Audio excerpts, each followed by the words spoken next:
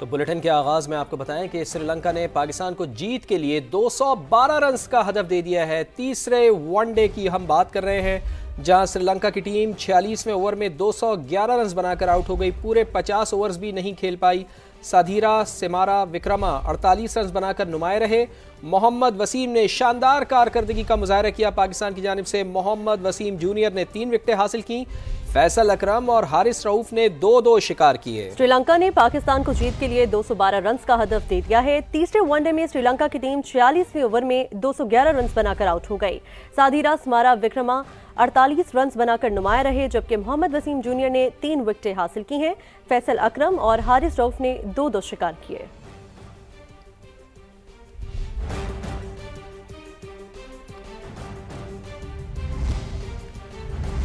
Match के हवाले से आपको अपडेट करते रहेंगे। इस वक्त ऐवान सदर की बात करते हैं, जहां उर्दन के शाह अब्दुल्ला दोम को एजाज़ देने आसिफ अली जरदारी ने शाह अब्दुल्ला दोम को पाकिस्तान के आला तरीन सिविल अवार्ड से नवाजा।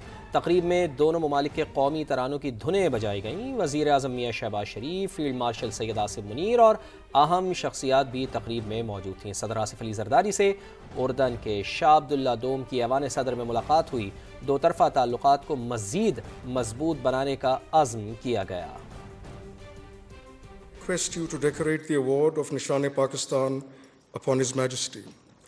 I would also request the Prime Minister of Pakistan to grace the conferment.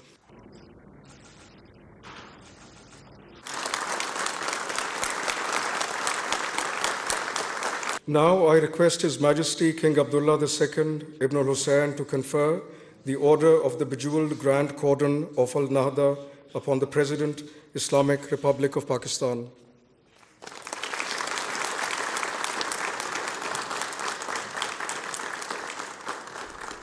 Ivan सदर में उर्दन के बादशाह अब्दुल्ला दोम को आला तरीन सिविल एजाज देने की तकरीब और जुहराना। शुरका की जानिब से फील्ड मार्शल सैयद आसिफ मुनीर की सलाहियतों की तारीफ। सिपा सालार ने कुरानी आयत का हवाला देते हुए कहा, भारत के खिलाफ जंग में अल्लाह ताला की मदद से हमें तारीखी फतह मिली। सदर मुमलिकत आसिफ अली जरदारी का कहना है कि हम सब एक खानदान हैं। तकरीब में वज़ीर आज़म शहबाज शरीफ भी मौजूद थे।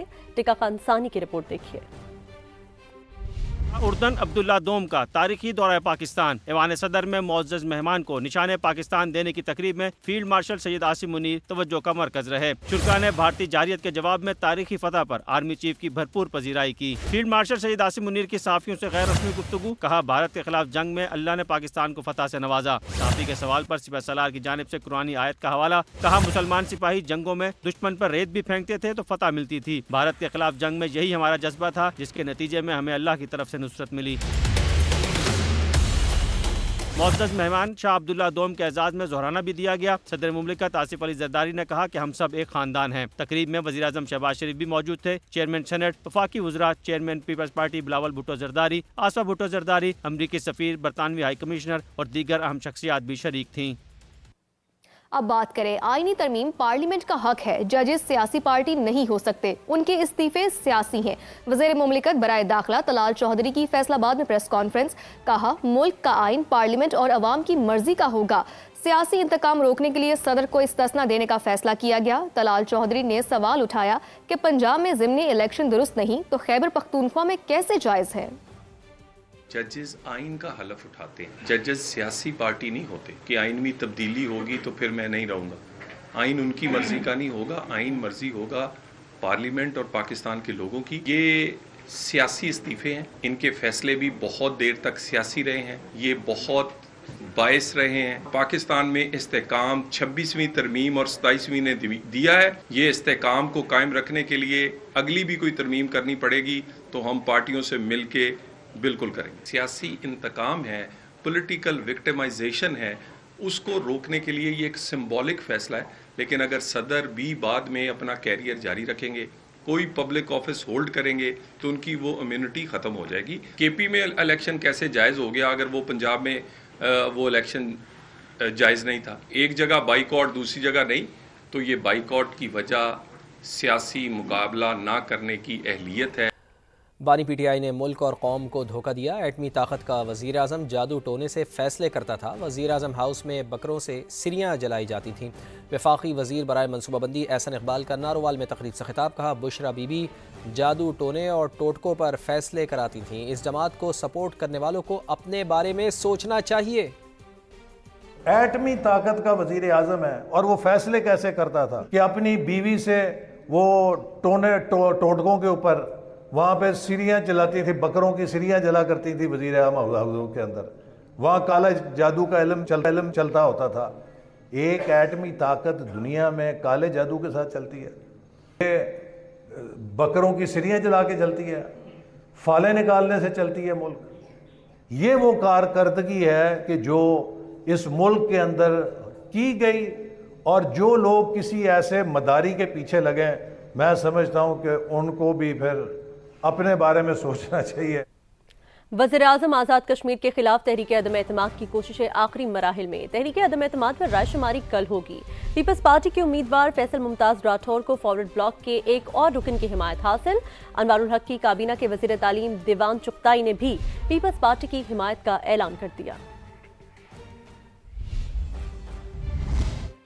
बात करें एक और अहम मामले पर। लाहौर समेत पंजाब के मुख्तलिफ शहरों में चीनी की कीमतें बेकाबू। इंतजामिया सरकारी रेट पर चीनी की फरोख्त यकीनी बनाने में नाकाम है। कई शहरों में कीमत 200 रुपये फी किलो से ऊपर चली गई है। पंजाब की शुगर मिल्स भी क्रशिंग के मामले पर एक पेज पर ना आ सकी। केन कमिश्नर पंजाब कहते हैं कि क्रशिंग ना करने वाली शुगर मिल्स को 10 लाख रुपए योमिया जुर्माना हो सकता है। चीनी की 200 रुपये से ज़ायद कीमत ने शहरियों की ज़िंदगियों की करवाहट घोल दी है। कहते हैं कि सिर्फ जानने वाले दुकानदार ही चीनी फ़रोख्त कर रहे हैं। चीनी की ख़राब क्वालिटी का भी शिकवा कुछ शहरियों ने चीनी की कीमतों में इजाफे को माफिया की मिली भगत करार दे दिया। 200 से ऊपर दे रहे हैं। चेकिंग वगैरह करें तो फिर होगा।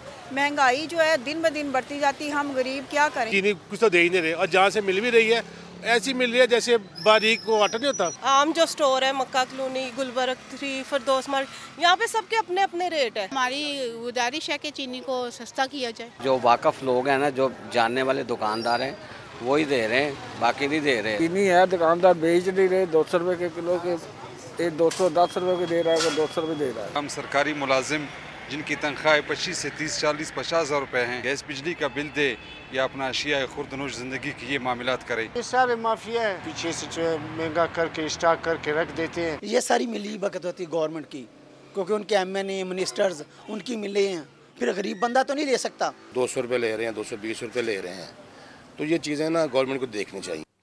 पेट्रोलियम मसनूआत की कीमतों और लेवी में रद्दोबदल की तफसीलात सामने आ गई हैं। हुकूमत ने पेट्रोल पर लेवी बढ़ाकर अवाम का रिलीफ अपने पास रख लिया। ताहम डीजल पर लेवी और मार्जिन कम करके कीमतों में इजाफा कुछ कम कर दिया है।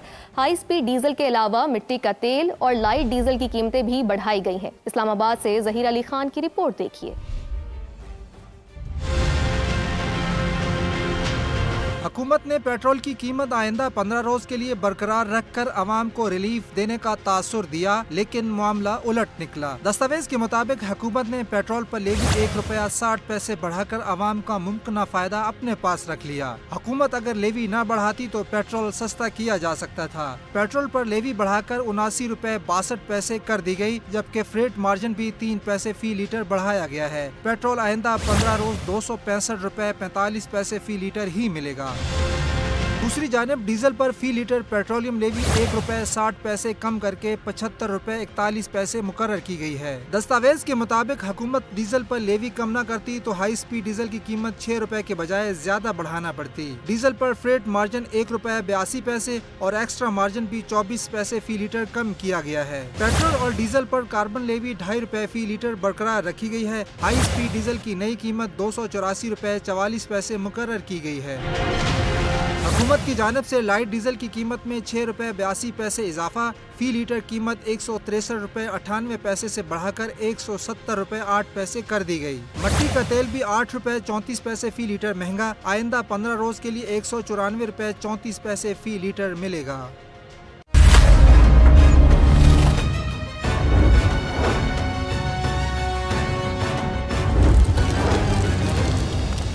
हैदराबाद में पटाखों की फैक्ट्री में धमाके से 7 अफराद के जाबहक और 7 के जख्मी होने का अफसोसनाक वाकया। सरकार की मुद्दत में मुकदमा दर्ज कर लिया गया। फैक्ट्री मालिक और पार्टनर्स नामजद हैं। दहशतगर्दी, कत्ल बेसबब और लापरवाही बरतने समेत दीगर दफात शामिल। मालिक की गिरफ्तारी के लिए पुलिस के मुख्तलिफ इलाकों में छापे। मालिक के झुलस कर जाबहक होने का भी खदशा है। जाबहक अफराद में से 4 की शनाख्त हो गई। मुतासरा फैक्ट्री का मलबा उठाने का काम जारी। कई इंसानी आज़ा निकाले गए। दीगर दुकानें और एक फैक्ट्री सील। आतिशबाजी का सामान तहवील में ले लिया गया। हैदराबाद में पटाखों की फैक्ट्री में धमाके से जाबहक होने वाले 23 साल के नौजवान के लवाहिकीन गम से निढाल है।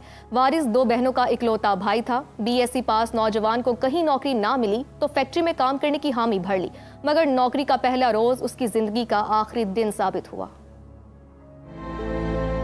मैंने कहा नाश्ता कर ले यार, बोला मैं अभी आ जाऊंगा 2-3 घंटे में। रात को वो मेरे को गोली ला के दी, उसने दवा ला के दी। इकलौता था वो, 2 बहनें हैं, 1 बेटा।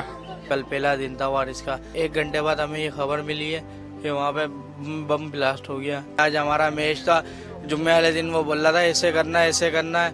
हमें नहीं पता था ये ऐसा हो जाएगा। ये भाई और वो भतीजा मेरा, तो इनको लोग बागों ने रोका कि रुक जाओ, ये आप भी मर जाओगे। तो उन्होंने बोला भाई भले मर जाओ, हमारा भतीजा इसके अंदर। बोला काम पे जा रहा हूँ मैं, देर हो रही है, बगैर नाश्ते की गया। उसके बाद मुलाकात, डेड बॉडी देखी उसकी। यार दिल में अरमान रहेगा कि कम से बोल देता चाचू। इतनी मोहलत भी नहीं दी उसने हमारे को। आगे बढ़ते हैं और आपको बताते हैं कि सिंध में किसी वज़ीर आला ने कोई कारकर्दगी नहीं दिखाई। 1994 में गिरफ्तार करके जेल में डाला गया और पाकिस्तान पीपल्स पार्टी में शामिल होने के लिए दबाव डाला गया। साबिक मेयर कराची वसीम अख्तर की प्रोग्राम समा डिबेट में गुफ्तगू। कहा कराची में मसाइल के अंबार हैं। डिक्टेटर के दौर में शहर को उसका जायज़ हिस्सा मिला। MQM को मंजिल मिली, ना ही रहनुमा मिला। कभी रॉ का एजेंट नहीं रहा। मीडिया के इदारों पर हमला करने का फैसला जिस किसी ने भी किया, गलत किया। वह सिंध का सबसे बेहतरीन वजीर आला कौन था? मैं नहीं समझता किसी ने डिलीवर किया। आपके मुखालफिन कहते हैं कि जब आप मेयर थे तो कराची की गलियां और सड़कें कचरे के ढेर में तब्दील हो गई। बिल्कुल ऐसा ही था। आई एग्री विद दिस, क्योंकि मेरे पास वो डिपार्टमेंट नहीं थे।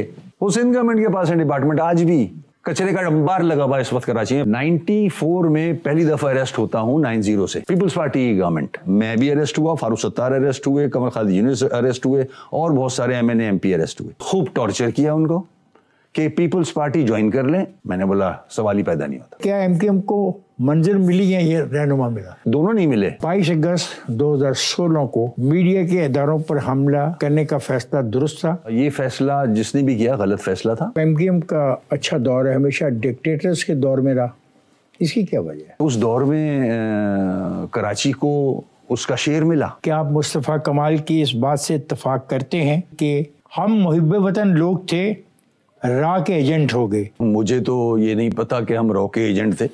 हाँ, मैं तो नहीं था।